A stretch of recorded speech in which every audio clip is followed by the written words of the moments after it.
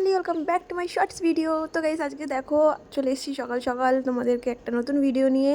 তো গাইস ঘরের কাজ সকাল সকাল শেষ করার পর জল ভরে এসে আর আমি এখন খাচ্ছি শরবত পেট ঠান্ডা করার জন্য। তো যাই হোক গাইস, তোমরা দেখতেই পাচ্ছ তোমাদেরকে একটা নতুন ইন্টারেস্টিং ভিডিও নিয়ে চলে এসেছি। এখানে দেখতেই পাচ্ছ আমি একজনের বাড়িতে গেছি, আমি আমার শাশুড়ি শ্বশুর সকল পরিবার মিলে এখানে নিমন্ত্রণ বাড়িতে। গাইস এখানে দেখতেই পাচ্ছ অনেক সবাই খাওয়া দাওয়া করতে বসে গেছে। আর প্রথমে শালপাতা দিয়ে দিয়েছে, তারপর একটা বিসলেরি ছোট্ট জলের বোতল, খুব কিউট লাগে এই ছোটো জলের বোতলগুলো। প্রথমে ফার্স্টে নুন দিয়ে দিয়েছে থালার মধ্যে, আর প্রথমে ফার্স্টে পাঁপড় দিচ্ছে। এখানে এখানে দেখতেই পাচ্ছ ফ্রাইড রাইস আর হচ্ছে পনির মটর কারি।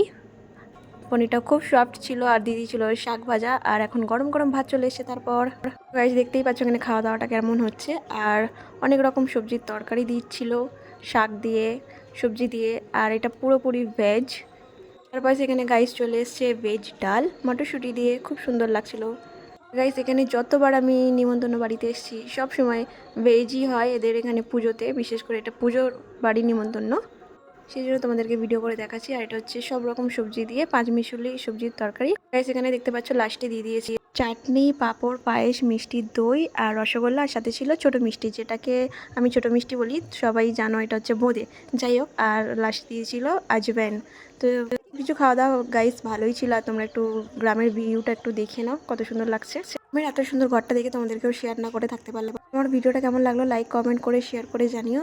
আর ভালো